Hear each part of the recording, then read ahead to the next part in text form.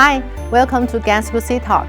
Today, we are very glad to have two distinguished guests from Inteva Products, Mr. Gerard Roots, Global President and CEO, and Mr. Richard Zheng, Global Vice President and Managing Director of China.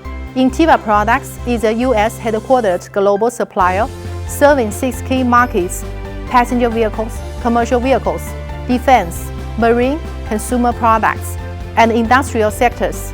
In the automotive field, Inteva is known for its strong engineering, manufacturing, and customer service capability across collision systems, interior systems, motors, and electronics. The company operates 30 manufacturing plants and 15 engineering centers across 18 countries. Can you give us a brief introduction about the company, especially in the automotive industry? Sure. Inteva Products is a global automotive company. We have over 9,000 employees worldwide. We're also very big in China. It's our second largest market. We pride ourselves in highly engineered products for the automotive industry, products, components, and systems. And our products include door systems. Mm-hmm. They include interior components. They include motors and electronics, we're very excited about the industries or the products that we serve in this industry, and it's really about delivering product to high engineering standards to the highest quality. That's mm-hmm. what's expected today in automotive. Yeah. Now it's the Auto Shanghai 2025. What kind of products and innovation technology you bring to Shanghai? So we're very excited to be here. For me personally, it's my first time at the Shanghai Auto Show, so it's something I've looked forward to. Mm-hmm.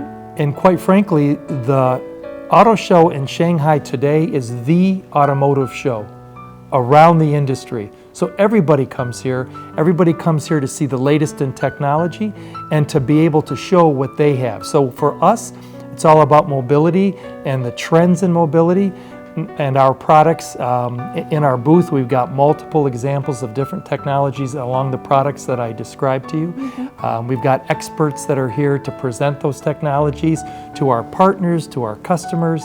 So we're just very excited to be here. You cover a wide range in the automotive industry. How will you allocate the resources to different business units? So we allocate resources.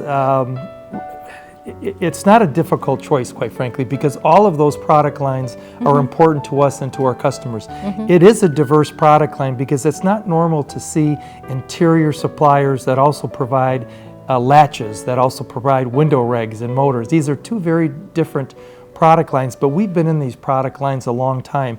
And our focus when we allocate resources mm-hmm. is really to meet our customers' expectations. So that's what drives our resource allocation. You can't shortchange any product line, or you can't shortchange any customer, because at the end of the day, then you won't be in that business for long. Mm-hmm. So we prioritize according to the needs of our customers. That's really our focus. Inteva has a global presence in 18 countries. I think that countries' market differs, right? They're quite different. For example, in China, EV industry developed very fast. Will you adjust to this trend? And does the development of the EV industry create more opportunity for your company? It does, and because we have a very large presence in China, mm-hmm. it has helped our company tremendously because of the increased focus on BEVs. Our presence in China today, about 85% of our current business mm-hmm. is in BEV. So it's a very large percentage of our Chinese business. Mm-hmm. 95% of our bookings in China are all BEV. So for us, the BEV environment, or the vehicles, are very important, and so we're very focused. And being in China and being present allows us to be at the forefront of what the demands are for BEV. And it doesn't mean that we don't focus on ICE. In fact, many of our customers still have a very strong presence in ICE. The good thing about our products is that our products are generally a good latch, a good interior, a good window lift system. It's good if it's in BEV or it's good if it's in ICE. And while there are certain technologies and needs that do differ between BEV and ICE, for the most part, our products are very similar.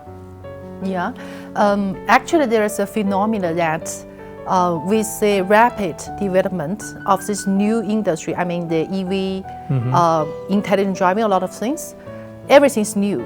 So especially in China, many OEMs, actually they want to co-create products with their partners, suppliers. Do you have this kind of similar experience? Absolutely.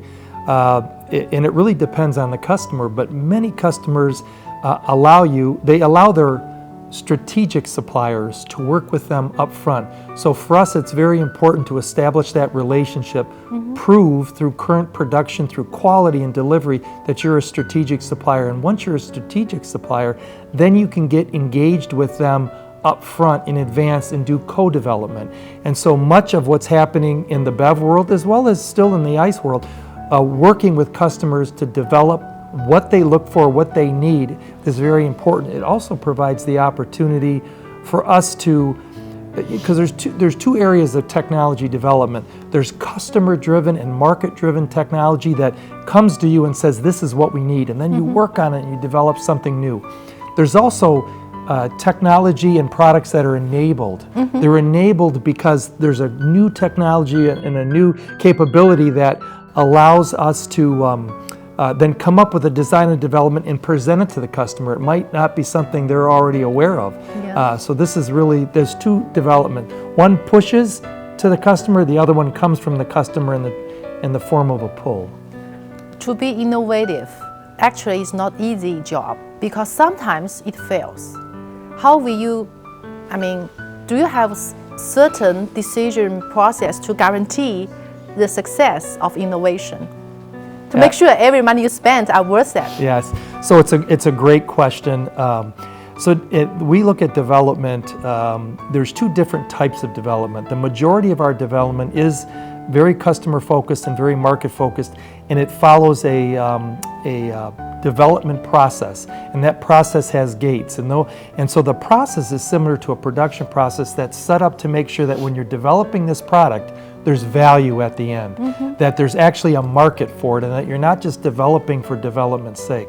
So we follow the process, and most things make it through that process. When you look at the earlier development, like something more of a reach, something more exotic, some new technology that's never been seen before. When you're developing that type of technology, you have to accept the fact that a lot of what you work on will not make it, because you're trying to be very successful in a very small space. So you spend some money, you know that sometimes it won't work out, but when it does work out, the benefits are tremendous. So you accept some loss in that area, that longer range, more extensive development. But we have to try, otherwise nothing happens. Exactly, exactly. So on the roadmap of your technology innovation, what will be the future trend, let's say in next decade? What's your priority on that field? So the priority, the focus is around technology around the products, but also BEV, as you mentioned earlier, does drive certain technology things. It drives lower mass. It drives more intelligent systems. And so when we do our technology roadmaps, they're guided by what we get from the customer, what we get from the markets, but it's also guided on some of our own ideas of what we want to present that maybe isn't out there. So we follow these technology roadmaps, we keep them current, we review them on a regular basis. We're here in Shanghai and we're talking about the China market, and one of the great things about the China market is it's driving so much technology and innovation around BEV. So if you're here and if you're in BEV vehicles like we are, it exposes you to a lot that helps the overall company on a global basis. And our technology roadmaps, the other benefit of that Inteva has is we're a global company, truly a global company that interacts. So we're getting that feedback. We're getting those market trends from around the world. And if you do that, if you really accept that and you take that information in from everybody in Europe, in the US, in China, in Japan, in India, if you take all that input and you really seriously consider it, then the result is even that much better, that much more thoughtful, that much more impactful for the entire automotive industry. Can you share with us more insights about the different market trends? Let's say, for example, in China, EV, of course, growing really fast in last decade. But in Europe, it slowed down, right? In other markets, maybe it's totally different stories. Yeah, I go back to a comment that I made earlier. A good latch, a good window regulator, a good motor, a good interior, it really is good whether it's in China or whether it's in Europe. And so while we take feedback from all the regions, we know that most of what we work on is really applicable to multiple regions. The most important thing is that we get this feedback, again, from all these different regions. And again, China is leading the way in many ways, and the Shanghai Auto Show has become the place to be to understand the trends. So we'll learn a lot during this time frame. We've got people from around the world that are here at the show that will also experience what happens, and we'll learn from this, and that information will go out to the global Inteva organization. So do you have the chance to try the Chinese EV, the car, in person? I've been inside them. We get driven around, and it's a very beautiful car. We sell to so many Chinese OEMs, and the vehicles are also beautiful, but it's just an amazing environment for BEVs. Because living in the US, there is some BEV penetration, but it's not that much. Here, BEV is everywhere. And it's amazing, and the vehicles are truly amazing vehicles. So yes, I've experienced it, and I just find the cars incredible. And the diversity, so many different brands, that's amazing. It really is amazing that this many brands are still alive and surviving in this highly competitive market. So our experience is when our teammates drive us around, like we've been in some of their personal cars, or we go to our plant and we'll go out and look at the different vehicles and the different technologies. That's how we see the vehicles. Just so many, it's hard to... We also have this Zoom meeting connection and globally with other regions in the car. That is So let's talk about China. What's the current presence of Inteva in China right now?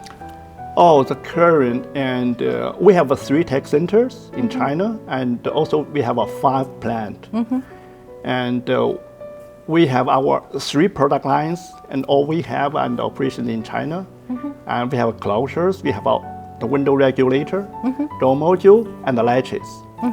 And also we have a motor, electronics, and we make a lot of the motors for our window regulator applications.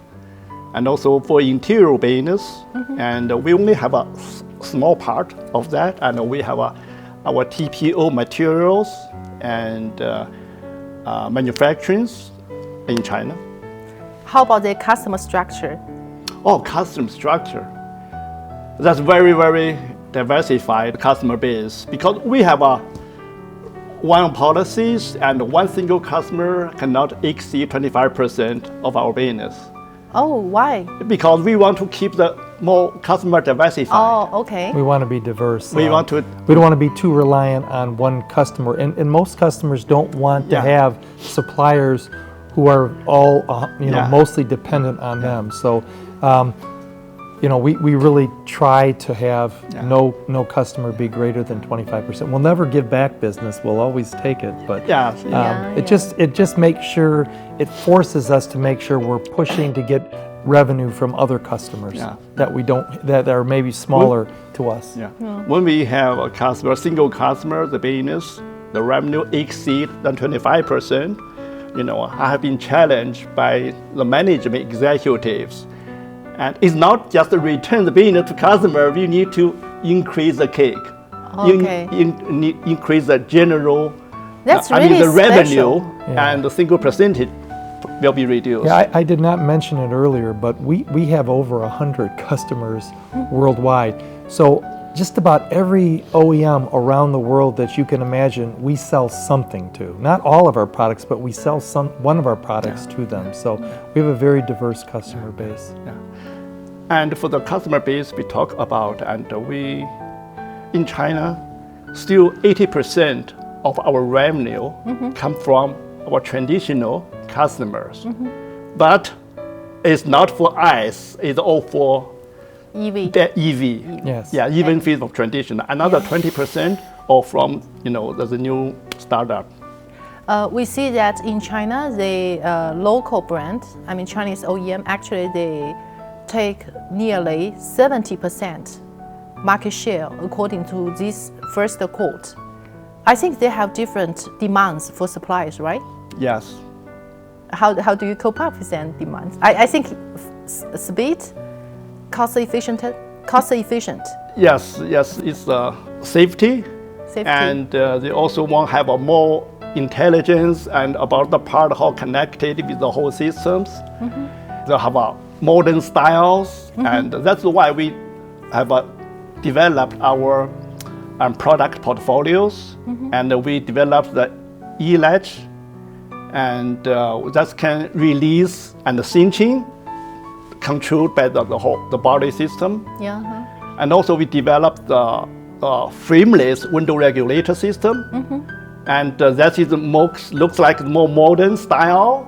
And also we develop our high torque motor to use on our window regulator systems. And that is make our business is the more success and with our customer, especially for the EV customers.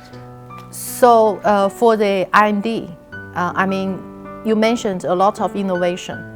It happened in China or outside of China? Let's say the headquarters. It used to be, and more in other part of the world, and just recently, and with the support from a headquarters, and also with continuous improvement in China, and everybody sees the big market and the dynamic and the change, and we need to be locally and to be quicker and to support the customer and in time. That's why we have to continue to improve our engineering capability. And even some of our core engineering capability have been switched from overseas to China in order to provide, the most advanced technology and innovation to the customers. And in the last 4 or 5 years, we made a very concerted effort to do more development in China. Heard the term China speed. That really is a great way to look at our development activities. So we could go to the booth and I could point out some products that were developed in Europe that we use in China. I could develop some products that were developed in China that we use in Europe or use in the US. The most important thing is that we are a global organization and we truly develop around the world, and we don't duplicate development. If China developed a really good latch and it makes sense for these applications, then we just use that latch wherever we can, as long as it still meets those other customers. Now there's always a little bit of uniqueness between customers, but we really try to leverage our global engineering presence, and it has grown significantly in China by choice in the last 4 to 5 years. I think it's really helpful if you can leverage the local resource to go globally. So you always use the best practice to supply your customer, right? And also, I know we have a good practice sharing, globally, and that's one of our advantage as a global companies. And with Gerard, I also use a lot of China practice as a benchmark to challenge other regions. And our engineering or our product, development capabilities, and we have done a lot of innovation in our process because we want to be more competitive. That's the only one way we have to continue to move on. We also help other recent engineers to Europe, and also we have a global workshop, engineers sitting together to share all the practice to each other. How do you evaluate the contribution of China market to global presence? It's very important. China is a very important element of our business at Inteva.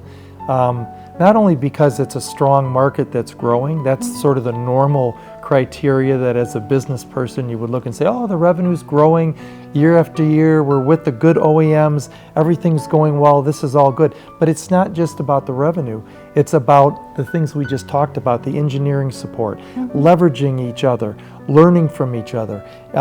Best practices, purchasing. Our purchasing organization is a global organization as well as a regional organization. So they work together to understand this particular type of item is maybe best purchased in China, or maybe it's better purchased in India. All of those different things are all part of it. And if you're truly a globally integrated company that truly leverages your global organization, there's huge benefit. A lot of companies say it, and they are global, but the actual practices, the regions do their own thing. They don't really communicate that often, and it's hard to get them to work together. I'm not saying it's easy. We have to push our company to continue to work together on a global basis and learn from each other and create competition. I could tell you about a couple of products one product in particular that the China team worked on very hard that they developed, and there was another region that thought, I don't know that this is going to work. It's going wonderfully. I'm very excited about it. I'm going to review it on Friday or Saturday. We're going to get a chance to review it. So we truly we truly leverage our entire global organization. And everybody benefits and everybody contributes. That's the way we are. Yeah, making the progress together. Together. Yes. We have different, we call them Inteva values. One of them is called One Global Inteva. Okay. That's it. We're one global team. We all work together. And we have to work hard at it. It's not easy, but we work at it and we're successful. Proud of you. Yes, China team. Yes, we are. Yeah, they're growing very fast. I think one reason is because of the tense competition here. If you don't work hard. Yes. So it's a very good point. This is the most challenging and most competitive environment for automotive suppliers. And so if your team can be successful in China and you can learn from that team, it's wonderful. And this team under Richard's leadership is just outstanding. Yeah. Wow. In the past years, and we continuously keep reporting and how good of the business of China. And that's it from executives. China is good, the market is good, and that's why you are good. But actually, just recently, Gerard just attended one of these seminars in the US, and he's found out, it's not all American company success in China. Yes. It's because of our team. Our team. Yeah. That's right. I think for most international company, actually, the first day they come to China because of the huge market. Then it's manufacturing center.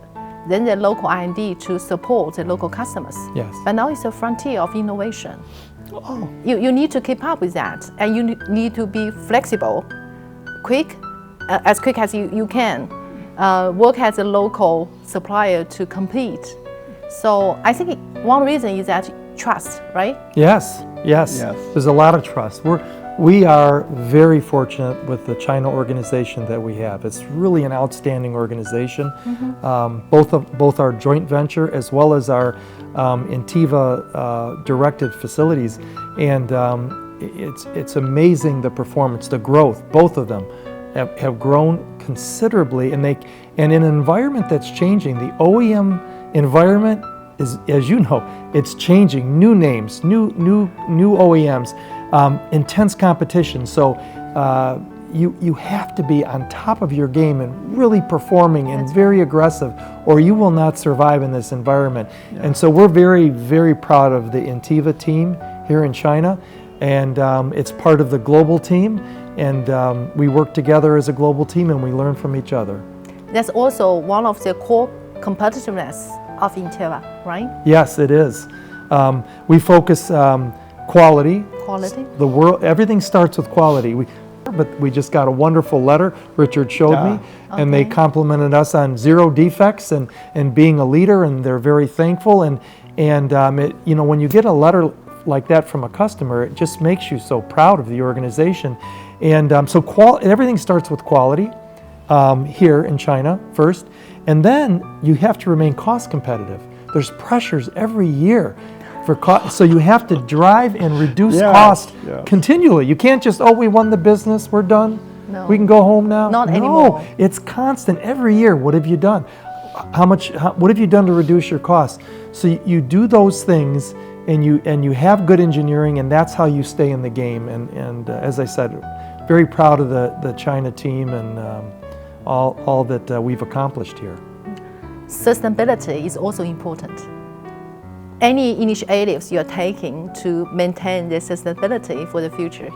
For sustainability, we made a pledge. I think many companies have made a pledge for operationally carbon-free by 2035. So we're on that path, but that's really long-term. Mm-hmm. In the short term, I look at our products. So while we don't have a huge presence in interiors in China, we have an incredible product portfolio called Inteva. Mm-hmm. It's kind of off of our name Inteva. Mm-hmm. That is TPO based. Richard referenced it. And the sustainability is outstanding. And one example, and this product has been in production for several years, when you produce an interior and you're using a roll good, which is a flat roll good that you later laminate on a retainer for your instrument panel or your doors, mm-hmm. you usually stamp out a piece of material and there's offal. Mm-hmm. And this used to be always waste. Mm-hmm. And what we did is we designed a process where that offal comes back in, gets reground, put back in, and then gets put in a secondary layer when we repurpose it. So we use it all. We don't throw away anything. And this process has been in our something we manage in our production in the U.S. for a very long time. It's been recognized with multiple awards. Yeah. In fact, we use all of our offal, and then we have to go find other people's offal because we just use it all up. So we're very proud of that. There's many examples of our products that are sustainability driven, and we're very excited about what we bring to the market, especially in interiors in that area. So in the operation in China, we also have our metrics and on the sustainability and with each of the plant. Yeah, I mean, everybody should be doing sustainability in the operational facilities, and of course we do that in all of our facilities globally, including here in China. So we're very focused on long-term sustainability through our product design as well as our operational performance. I think every success relies on talents. People matter, everything. So what's your strategy about the human resource? I mean, in China and globally? Because have a wonderful team, you can win almost every battle, right? Yes. Yeah. Let me start. This is most important. Without people, you can do nothing, and that's most important. That's most critical and for our business. And we in China, the success, in the past years, and we think is coming from our people and from our talent. And I just want to give you some examples on how we work on the people. And everybody, and when Inteva join the China organization, and we will develop the skill metrics for each of the people. Everyone. And and the next time, and we review, on regular basis, a quarterly basis, as every 6 years, and with the supervisors, and to review, we try to identify, among all these employees, who are the real talents and have the potentials. Okay. And once we identify all these key persons, and we have the system, and we will, develop, the career paths and to discuss with them, and also we will find the gap and for their future interest and with the current skill metrics and provide the training and training program. That is, and also we will have people to help them. We'll assign the mentor, okay, and to help them to grow. Okay. And I think that is from individual perspective. Yeah. I'm from a company perspective, and we work with them. The most people, they don't like the company because of a lot of conflict, and with the peoples and the department, the boundaries. Yeah, yeah. And that's why we try to create and develop a critical transportations. Everybody can clearly and with no layers can direct talk to management directly. And also we try to try our best reduce the boundary of our department. The boundary of the department causes a lot of problem. Yes. And we don't want actually the department exist only as a kind of as a format, and we want the department exist as a group of experts. Yeah. We intentionally to reduce the control power of the department. And everybody, actually our business is not run by the department. Our business is run by the program. And each program leader, and they can organize the program team cross-functionally. Okay. And actually that is make our business growth, because this small group was customer oriented and the result oriented. Yeah, yeah. They don't listen to any supervisor or managers, only listen to the customers. And that's we always say, and we put customer at our center of our business. That's very special. Yeah. Yeah, and Richard described the process from an HR perspective, how we manage our people and how we retain people. And he described basically what we do globally. And as an example, so Richard will bring forward his team and present it to our global leadership team. So we see Richard's team. Richard presents, this is my team, here's the people and how I rate them, here's what we're doing with them on a development, on an individual basis.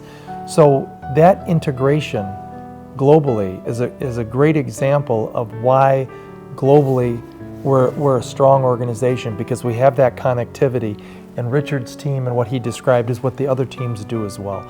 And so altogether they present at a high level this process to their colleagues globally. Yeah. That's not easy. I think it takes a lot of extra efforts. Yes, it does. Yeah, another one I just want to mention is, that's very important. People don't like the current job because they don't know the meaning about the life. They don't know meaning about this job. And that's most difficult. And we try always try our method and the different ways, the cultures, everything, and try to come up with their career growth personally and combine with our business growth and the company goal. And if they see and they value their contribution on the whole value stream map, and they know what they are and they know where they go. I think that's the most important. Help them find the mission, right? Yes. Yes. Yes. When they find the mission, it's self-driven. Yes. Yes, you're right. Yes. The most important, that is self-driven. That's most powerful than, inside to outside, that's more powerful. Motivation from inside. Yes, that's really important, especially in the dynamic competition market. Yes. Sure. You have to let your staff sometimes make the decision by themselves. They can find the problems. They can give the feedback. Otherwise, they just follow the routine, the process, the fixed one. Then nothing happened, right? Nothing happened. Yes. We encourage our employees and have a network communication, just like the internet companies, and we want to make some change from a traditional manufacturing to more openly and organizations. Your organization is very flexible. Yes, has to be. But as a manufacturer one, it's not flexible type, right? So we have to be flexible as an organization, because the automotive industry now just changes so much, right? Whether it's the industry trends, whether it's some global issues, political or otherwise, there's so much change that you have to be able to respond to. OEMs, volumes up and down. The stability that we used to see 5 years ago is totally gone now. So you must be flexible in the way you manage your people, the way you manage your resources, the way you execute operationally. By the same token, as you just said, flexibility brings problems into an operating environment, into a manufacturing environment, Yes. because in that environment you want consistency. Yes. You want, because that's directly the result of whether you get quality or not. So you have to have very robust product designs and very robust systems that if you do change things, you still get a quality product out at the end of the day. And it's a big challenge. It's become an even bigger challenge as of late with everything changing, the way it changes, volumes and everything. In a perfect world, my senior operations vice president, in the old days, we're just making so many of these. We make them every week. We make them for the year. Everything's good. But it's not like that anymore. No, yes. It just changes so much. I still remember that during the management science, there is a saying that no news is good news, Yes. right? I used to say that. But now everything changed. So you need to be flexible to catch up the dynamic environment to Yes. survive for the future. Yeah, especially in China. But Especially Chinese in China. OEMs now are going outside. So how can you enable them globally? That's one of our advantage because we have 13 tech centers and 30 operations globally, and in Asia, North America, and Europe. When the Chinese OEMs and they go to overseas and set a plant over there, we always can locally quickly provide our product and support. Very, very easy for us. If we're producing something for a Chinese OEM in China, and they set up a plant in Europe, or they set up a plant in India, or they set up a plant in the United States, we have facilities in all those places to be able to produce and very easily transition the technology to that country, if it's appropriate. Sometimes you're still better off producing in the original country and shipping, or producing locally. Whatever it is, we can do it. And we can help our Chinese customers understand the different markets and produce for them locally. Because we're with so many Chinese OEMs here that we have some really good experience that we can leverage wherever we are, which is everywhere else in the world too. So we're very fortunate. We're very fortunate that we have a presence and a footprint around the world, technically as well as operationally. From your perspective, if the Chinese local brands want to be successful globally, what will be the key issue they should focus on? Based on my experience, I think the first thing is local production, local vehicle production is coming, it's required. That I don't see that, I see that as becoming a necessary thing. So establishing production regionally is going to be important. But I also feel that there's a cultural change. As we've seen some Chinese suppliers go to different regions of the world, sometimes there's a issue of cultural integration. It's no difference when somebody comes and they want to produce in China, or whenever you change and you go to a different culture, it's very important that you learn about that culture and how you interact with workers and how things are, because it's different in every region in all the world, because culturally it's different. How we produce in our plants in France are different than our plant in Romania. Is different than our plants in the US. So they're all different. And so you just have to really adopt and understand and appreciate what local customs are. That'll be a very important priority in my mind for Chinese OEMs as they expand outside of China. But the products are great. The products can work anywhere. So that's maybe the hardest part is getting the product right. So if the product's right, the other things hopefully will come in line. Yeah. A lot of things need to learn, right? Yes, we all do. Okay. So how do you see the potential of the China market in the next 5 to 10 years? potentials, I mean, Richard can comment from his perspective. Potential from my perspective is just great. We just continue to grow. Our company just continues to grow in China through performance, through commitment and customer focus. We continue to grow, and the market continues to grow. And if you look at the global projections for market, China's market is projected to continue to get bigger and bigger. But just because it gets bigger doesn't mean, and you have a presence, doesn't mean you grow with it. Richard said this, we grow because we have great people. That's right. And I feel very strongly about the fact that the intensity of competition is always going to be there. So you have to perform. And just can't be any more proud of the team that Inteva has in China and the great work that they do here. And so as a result, we've been successful, and we would expect to continue to be successful. It's very exciting for us. And again, learning from what happens in China, and leveraging that around the world. Both directions. Everybody learns from everybody. Yeah. That's the perfect world for me. As the CEO of the company, that's the perfect world. Everybody learns from everybody. Okay. How about you, Richard? What's your expectation? Oh yes, that's Your great. KPI? Yes, they always be the challenge, and the China business have to be, the growth rate have to be higher, much higher than industrial growth rate. Okay. And that means, and our team in China, we have to be working more harder and to get the business from somebody else, because we have to be higher than every industrial growth rate. Okay. This is why he's a great leader. Yeah. Self-driven. That's right. Always aim higher. Yes. Yes. You find the right person. Exactly. Yeah. Anything you want to say to a Chinese customer? To our Chinese OEM customers, I would just say thank you. We value your business.